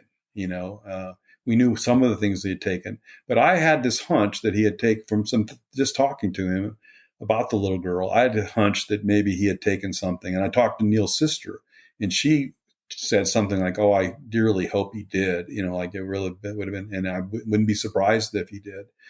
And so I put that in the book as kind of a hypothetical, that we don't really know for sure that if he did or if he didn't, but we don't know exactly what he did take, and it could have been. And we know that he went over to that crater, and it wasn't part of the mission plan for him to be over there, and he was over there for a while. What he actually did, we're not really sure, and so based on that, the screenwriter Josh Singer thought it would be good to have him have something of occurrence that he would drop into the crater, and that would be the culmination of the drama and the heartfelt message of the movie. My suggestion was to make it somewhat like a dream sequence, where it's not necessarily literally happening, but it's imagining. It's an imagination of, because you might know that prior to that, there are flashbacks to Juniper Hills, the life in the cabin, then with the little girl and all that. I think it's beautifully done, and I thought that they could just somehow transition from that to having, the idea, the imagination of Neil doing that, and not literally having doing that. And they listened to me. But I think in the end they thought, well, let's make it as real as we can make it and make it part of the story, because it could have happened. We don't know that it did, but it could have happened. And so in the end, I acquiesced and didn't make a big issue about it.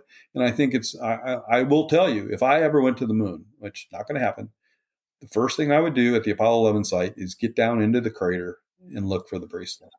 I mean, I would look for something, because I think something could be in there. And if I think, this is maybe a little egocentric, but if I think after all the time I spent with him in delving into this story and into the family life and the personal loss, if that's the first thing I would do on the moon, then I think it's a legitimate piece to add to the story, because it could have happened. It should, from my point of view, it should have happened, because other astronauts, Cernan, traces the initials of his daughter Tracy in the Lunarscape.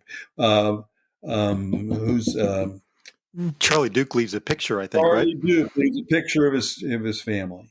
So other astronauts are doing similar things. Is it so against who Neil Armstrong was to think that he could have shed a tear for his daughter that he loved so much and leave something for her on the lunar surface? To me, if it didn't happen, it should have happened. And Neil did not tell me that it didn't happen. He just wouldn't confirm that it did. So I like in the film that it does, right? And I think that for any parent, regardless of whether you physically leave something there or not, my mom lost my younger sister when she was a child. It's like there's a piece of you that you carry with you, and searching for that, sense of closure. I don't know that my mom ever got that. And, it makes sense that would, and it, like I said, and like you said this earlier, right? When you talk about the way Gosling is trying to put his own shade on Armstrong, you're really trying to tell a story here about this journey of this man and this inward, whether or not he placed the bracelet there or not, he certainly left a piece of her. I have to imagine. Yeah. On the moon. Absolutely. Right. In terms of movies, again, in this genre, I think there are, my favorite space movie besides First Man is Contact, is Jodie Foster in Contact. Dying to get that on this pod. And I love that movie. I've watched it a million times. And what I really like about it is when she goes to Vega or wherever it was, the machine takes her. Who is the alien? That's in the form of her dad. And it makes me cry first time I've seen it, it makes me cry. And then there's the other movie. What's the other movie where, I can't think of the name. I should have looked this up before time, but the other space movie that was really good. I think it's there's some sort of being on the other side of a wall. Interstellar. That's what I'm thinking. Yeah. And there is a connection there between father and daughter, I think, in that film. Absolutely. And so there's a connection there. And I think that's important. It's an important point to make about us as humankind, that we're not doing these things. If we do these unbelievable things, they're okay. They're for science. They're for whatever else, exploration. But there's always going to be a deep human reason why we do these things. And I think the love between a father and a daughter, a father and a son, or between family members and others, husbands and wives, that somehow that's going to be a storyline in any kind of expedition journey that we take as human beings. And so the fact that these movies have focused on that, I mean, there's those three and maybe some others that do something like that. I mean, for me, it means the Apollo 11 mission, the Apollo 11 landing takes on a personal, spiritual poetry that you wouldn't have otherwise. And I think it's a legitimate thing for film to do, to lift the mission into an art form of sorts. Yeah, Jim, if I can, let me ask sort of a big picture question, and I know this is a little bit foreshadowing the question Jason likes to end with, but when they're doing this film, it's not a classic biopic, right? It's not, Neil Armstrong as a little boy, then he goes in the Navy, they show him getting shot down, whatever, that kind of stuff. It doesn't go through his life. This is really more sort of a psychological profile where the events, the X-15, Gemini, Apollo, are kind of the background to really showing his character. Can you maybe talk about, if you're aware, how did they arrive at, hey, that's the angle we have to take or we're going to take to tell Neil's story, rather than doing a more sort of traditional plotted out, biopic of Neil Armstrong? Yeah, I think it's a pretty clear answer in my opinion, and that is it's the genius of Damien Chazelle. When Chazelle, when Chazelle was first approached by Universal Studios, wanted him to do a picture. And so Universal sat him down. He came to a meeting. Universal told him of the different properties they had, under their control. First Man being the book being one of them. And at first, when he first heard of it, Neil Armstrong, going the moon, I don't know if I really want to make a film about that or not. It hasn't been kind of done. And then he read the book, and I think he latched on to the chapters about the death of the child, and he was surprised by how little he knew about that personal story. And so Chazelle came to the conclusion that if I'm making a movie about Armstrong or about Apollo 11, that is what I'm going to do with it. If you want a traditional biopic, go get somebody else. And I think it was just the genius of Chazelle picking up on a storyline that makes him the director that he is, the storyteller that he is. And then he was in conversations with Ryan, because they were working to get La La Land shot, and he's already talking to him about, we want you to be, and Ryan's asking him, well, what exactly is this character? And Damien's describing to Ryan what we've just all gone through here, describing what the story would be. And Ryan said, that sounds like I would want to be part of that. I would want to be part of that story. So, then it just became, let's find a good screenwriter. And Josh Singer had just won an Academy Award for his adapted screenplay. I wrote it down, Spotlight. Remember the movie Spotlight? And so Singer came on board, and Singer fell in. I mean, they had a vision of what the movie was going to be. They told Singer, well, this is what we want. And then Josh did a brilliant job. I never saw, if every screenwriter does as much research as Josh did for this book, then, I can't believe that there are many screenwriters that would do as much as he did. He did an incredible amount of research, went far beyond my book in terms of who he talked to and what he read. And so they just all joined in on a storyline. This was going to be the story we were going to tell. And then bringing me in is like, okay, that sounds pretty good to me too. I know I wanted to be careful, and I probably would have pitched a standard biopic. I wasn't smart enough to think of it in other ways. But I think in terms of what they did, it wasn't the movie people expected. That was true. Some of the problem. People walked in there thinking they were going to get the right stuff or Apollo 13, and then they got something, and now for something very different. Monty Python's in this line, and I think for a lot of people, they were disappointed because it wasn't. Their expectation was it was going to be one thing, and it wasn't that, and they felt like somehow we've been tricked, or somehow this isn't the right kind of film. I've had so many people tell me that after that first impression, where it wasn't what they expected, when they watched it again, no longer with that same expectation, they found it much, much more engaging than they did the first time. I think it's because that expectation was no longer there. They were more open-minded. Okay, let it flow over me. Tell me the story. But Chazelle was smart enough to know that that's what he wanted to do from the start. It took me on a ride that I didn't expect, and it took the book on a ride it didn't expect too.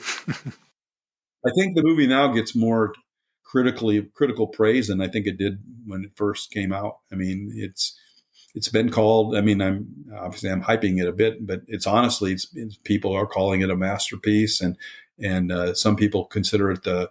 I mean, who's the guy that made the Dunkirk movie that just and made the Oppenheimer movie? What's his name? Christopher Nolan. Yeah, Christopher Nolan. First Man is on his top 10 list of all-time favorite movies, and that's pretty good. That's a pretty good testimony. You made your Interstellar, yeah, which is which is film dying to heaven. So anyway, it turned out to be quite an experience, and I'm glad it's there, and I'm proud of it, and it's there's a lot of things to say. If people are really interested in the absolute technical accuracy, historical accuracy of things, the book that Josh Singer and I did, the annotated screenplay, we cover everything. Was that simulator that spun? That's in Huntsville. Did the astronauts actually use that for the Apollo missions? We cover every little detail. We made critical decisions on every little thing. We never made up a fiction that we didn't think was a good one or something that would play okay. We didn't take great liberties with the storylines. We did our absolute best to keep it as accurate in every possible way as we could. So I don't think you could have done a better job with it. I want to ask you, Jim, a part of historical contingency here. So much of this film is rooted. We were all familiar by now with the space race. Soviets are all over this film, whether directly or not. We're taking a lot of losses early on in the film. What happens if the Soviets make it to the moon first? Well, have you watched For All Mankind, the streaming series on Apple TV? It's based on the whole premise of the Soviets doing the moon landing first, and I think they do a sensational job. The series so my own opinion of it is that I do believe, I'm kind of a believer in a historian's version of chaos theory, that things, one little thing that's different makes everything else different, Mm-hmm. And I think what I try to do as a historian is sometimes explore the what ifs. What if this, what if that? I actually wrote one essay that was published called What If Sputnik Had Been First? What if the Russians had been first rather than the American Sputnik into space? And I think all kinds of things would have been different, all kinds of things. But I believe that's why I'm excited by history, because, by asking what if questions, you can sort of understand what had to come together, what things converged to make it happen the way that it did happen. I'm not saying historians should study an alternative history, although alternative histories does shed light on why things did happen the way that they did. And I'm, as a science fiction or fantasy genre, I'm attracted to alternative histories. So The Man in the High Castle, for example, that made into a series. I love that. So I think, if the Russians had been first to the moon, I think the United States probably would have still gone, depending upon, I think that we would have tried to go, and it might have been in some ways better, because after we did it, we went on, even on Apollo 11, the support for the Apollo program started to diminish because, we've been there, done that. We beat them. Okay. Why keep spending millions and millions and millions of dollars for it? So if the Soviets had been there first, maybe we would have, it would have been different for sure. And maybe the differences would have been better in some respects because we had Apollo programs mapped out to at least Apollo 20, but Apollo 17 ends up, the Nixon administration doesn't want to invest in something that we've already won, and they have reasons to cut back on the budget for NASA. So I don't know. I'd have to think more about it. Although, as I said, I think For All Mankind does a pretty good job of exploring it, and they come to conclusions that a lot of really active programs, very productive programs, do result from not being first, from being second, and trying to catch up with what the Soviets had done. I want to ask each of you, maybe Kevin, you chime in here. What's Armstrong's legacy now? But all three of us are to varying degrees space fans. I mean, it's so much of this has affected the three of us. What is Neil Armstrong? I guess maybe both to NASA and also to the world outside of NASA. By Neil having the persona that he did, being this sort of private individual who didn't put a lot of himself out there in a very direct way, he kind of leaves a lot of blank slate for people to fill in, right? So Absolutely. so he can, I think, fill a lot of roles for people. They can make him kind of however they want him to be to a degree, right? They're not going to turn him into a Buzz Aldrin. He was the big patriotic cheerleader or something, some larger than life character. Obviously, that's not his legacy. But it's like Jim said at the outset. You can kind of see the movie, however, from whichever side you want, right? With the flag controversy, right? Oh, wait, is this a leftist movie or a rightish movie? Well, you could do the same thing with Neil. He left so much of the page blank that he can be appropriated in a good positive way or a negative way by people who want to see him as an icon, as this kind of pillar, this stoic pillar of, kind of the 1960s, the space program, somebody who's going to live on in a relatively sort of unsullied, heroic manner, but in this classic American archetype of the stoic, almost like Westerner kind of archetype, right? And so that's, one image that you can fill in there. The other is, he was this kind of recluse who, was thrust in this, and he was a kind of, nerdy modern test pilot type. He was a good flyer, but he really just liked his slide rules and that kind of stuff. So, you could paint him in that way. There's so much room that he left for us to fill in. And obviously Jim's book, fills many, many pages to clarify that for the people who want to go ahead and read that. But I think to me, that's really his legacy, is that he's this figure that there's enough ambiguity there, but positive ambiguity, that he'll be seen as this icon of that period, that he well filled that role of first man on the moon, who's going to be remembered for generations, for centuries or whatever, for having done that without like those kind of weird questions about him if it had been somebody else. Well, I'm going to sort of I'm not sure that this is a good legacy, but I have a feeling that could be a legacy. And that is, with evolving technology and AI and robotics and other related fields, I see Armstrong becoming a three-dimensional, this is probably the wrong words to use, but like a three-dimensional avatar, where we create a virtual Neil Armstrong. It's similar. There's a project that's been finished, I guess, that involves the Shoah Foundation and Holocaust survivors, where they did lengthy interviews of hours and hours and hours of tape recording video and audio with sophisticated cameras and microphones and stuff. And I've seen this in action out in Los Angeles, where you could have a survivor, say, of Auschwitz, and he's sitting on a stage on a chair, and he looks like he's actually there. And he can be on your computer. It can be at an exhibit. It can be at an exhibit in a museum. It can be on a stage. It can be anywhere. And you can ask him any question, and there's enough record, enough data that and with the proper logarithms and language recognition programming and stuff, that you can ask him, well, how did you end up in Auschwitz? And this entity will answer the questions, and you can keep talking to him. And if you ask him some ridiculous question there's no answer to, this programming will say, well, please ask me another question. I don't have an answer for that one. I see Neil Armstrong becoming one of those three-dimensional avatars where he can be asked. I mean, it'd be kind of a rude thing to do to Neil, given what a private life. Right. He'd be horrified. He was never available to anyone. Now he's going to be available to everyone and everybody. Any data. You can ask him anything you want. He's going to have to come up with an answer. And actually, there's been some movement afoot to do exactly that. I mean, his persona is actually it's proprietary now. And I don't know how the legal judgment would be about this if it was challenged. But Purdue University now has ownership of his persona. So if you wanted to do something like that, you'd have to have Purdue's permission. That's the way I understand it.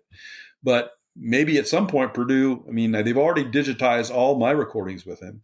Say you take all of the other things that Neil's ever said and any video and any audio you have of him. You get people that know what they're doing to digitize all that stuff, put it all together in a proper program, and you can have a Neil Armstrong that's going to be into the future talking to us and answering any question we have about him. And I think, there's a theater in London, I think, at the Swedish rock group ABBA. They've done this for ABBA. You can have the ABBA group of the 1960s or 1970s perform a whole concert. And you think they're there, as they look back and, when they were 20 or 30 years old. And it's like a phenomenal performance. I've had people tell me about it. Well, who wouldn't want it? What kind of educational purposes could you use for Neil Armstrong answering questions of first graders, sixth graders, college students, anybody? So I would not at all be surprised that at some point Neil becomes this forever person that can talk to us, and it's going to be as close to his own voice and his own body, his own face, his own thinking, his own expressions. I think technologically it's possible. It's getting real close to being possible already, and the Shoah Foundation proves it. The ABBA performance proves it. I think there's other things like that going on. So how that would change people's thoughts about Neil if they have him talking to them all the time and answering all their questions, I mean, that would change things too. So I've thought about that before, and I'm not sure I liked it. I'm not promoting it as an idea. Not leave him alone. Just let him stay where he's at in the history books. But I don't think we're gonna. I think there'd be a museum. Dayton would love to have him. I'm sure Dayton would love to have him. Right. That's true. Somehow in the Wright Pat Museum. Yeah. All right, guys. Let me ask you maybe our final question tonight, and maybe the most obvious one tonight. Kevin was alluding to this earlier. Is First Man a history movie? Do you want me to go first? The reason I'd asked you that question a few minutes ago was because I was thinking about this question. And, some are really obviously history movies, right? I think the movie that they ended up doing is more a historical movie than a history movie, right? You're not going to, if you know nothing about the space program, nothing about Neil Armstrong, you're not going to put on that movie and then have a understanding of the history of the space program. You're going to get an idea. Right. Okay, well, you might figure out what he's flying at the beginning. And I've actually gotten this feedback from people who aren't interested in space stuff, who've watched that, like, what was going on in those first 10 minutes? What was he flying? Right. Is he coming back from the moon? So I think as you watch that, you're not really getting a sense of the history. It's kind of what I was saying before. It's more the setting to be this sort of personality study, this sort of psychological examination of this iconic character. So in that sense, it's not a movie that's, telling a particular history, or at least a history of the space program or a particular event. It's a personal history of Neil Armstrong. It's not a space program history. But even that, like I said, picking up in 1961, I think is the first date there, going up through 1969. I mean, that's an 8-year swath. So what, 1/10 of his life. So there's, a very, very big slice to look at. So to me, it's not a history movie like you're going to go and understand, okay, here's how D-Day happened, or, here's World War I, something like that. So it's historical in that it's looking at a historical figure in a particular setting, telling you a bit about this person, but it's not a history movie like you're going to understand, from A to Z what the space program was about. Well, I don't disagree with any of that, Kevin. What would you say is a history movie in space? Would you say Apollo 13 is a history movie or not? Yeah, so I think Apollo 13, obviously you're talking about a much even shorter time frame, right? But the plot there is this particular event. So, that is a historical episode. It's like, I guess you could say like Band of Brothers or not Band of Brothers, Saving Private Ryan is a history movie, right? They're telling about this slice of events, even though it's fictional aside from D-Day. But, Apollo 13 is talking about a historical event. You plug into that at the beginning, you come out at the end, you understand the arc of that, the history of that event. When we did this podcast, a couple of months ago on The Right Stuff, this is a little bit of a complicated question because, yeah, it's a history movie, but it's bad history, right? Good movie, terrible history. So does that mean it counts as a history movie? I'm not so sure. So Yeah. I think First Man fits in that sort of gray area in a different way.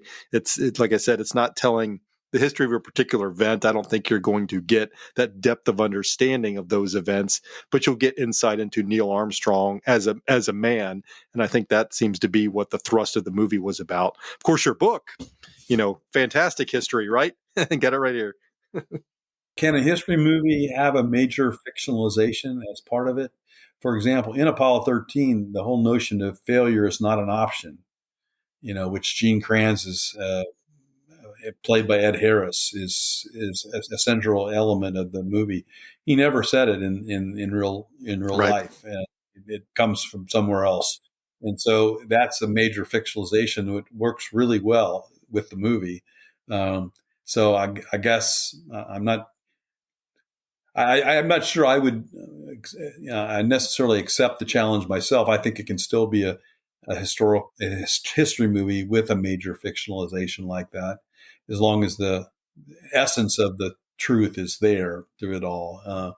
But if you were asking someone to watch to learn about the Apollo program or even about Apollo 13, I'd probably go to a documentary rather than to a history movie, unless you want to call a documentary a history movie. Anyway, fascinating. Thanks, guys, for asking me to come. You do what you're doing Guys, no. is a great thing. I've watched some of your others. I watched the one on Gettysburg. I thought that was a very controversial treatment of the subject and of the movie itself. So thank you very much for asking me to come. I really enjoyed it, and I hope people do not stay away from the movie at this point. First Man, I think they. I have grandchildren that are two grandsons that are 9, and they've just watched it for the first time. And I wasn't sure. I think it's really too early for them to really enjoy it. And we had to put their hands over their ears. And Janet got real upset with Neil at the end of the film. But anyway. Yeah, I would say it definitely hits differently on multiple viewings. Once as somebody who's obviously in that field, you're looking at it with a different sort of critical eye than somebody who's knows something about the space program, but isn't necessarily expert or an enthusiast in some way. So I think once you get over that sort of initial shock of the approach of it, right? Once you realize it's not meeting your expectations, like, hey, I'm going to get Neil Armstrong biopic, then when you watch it again, I think you're able to kind of step back and appreciate what they are doing there. And I think so. I rewatched it over the weekend. I think for fourth, maybe fifth time, and even then, it's like, okay, I really appreciate what they're doing here to a greater degree, even than the second or third time I saw it. So I think it's a great movie from that sense. So any of our listeners or viewers who are considering it, I'd say go back and rewatch it with an open mind, and appreciate it for what it is. And this was great advice I got in grad school for doing book reviews. Don't review the book that they didn't write, review the book that they did. And so take the same approach to the movie. Yeah. The thing I'm excited about is that this podcast is going to come out 3 days before we actually watch the film on the watch party that we do every Sunday night. Oh. So this film will come out this podcast will get released on a Thursday, and then we're going to all watch this together. And I'm hoping that the audience will get the chance to listen. Jim, this has been a brilliant, I'm sitting here listening to, and I have sat back, I've done over 100 of these now. And I truly love, everybody comes on, takes time to come and share their stories. But this has been such a treat to be, first of all, to meet you and be able to say, hey, and then to also listen to just not only your thoughts on the film, but your craft of history, the historian's work, what this stuff means, both on a larger level, but on a personal level too. So guys, this has been amazing. I'm totally begging you both to come back later on when we do Interstellar or Contact or Event Horizon or Tin Cup, Jim, whatever. So I knew I'd get you eventually. So guys, thank you so much for being here. This has been amazing. All right. Thanks. Always a pleasure.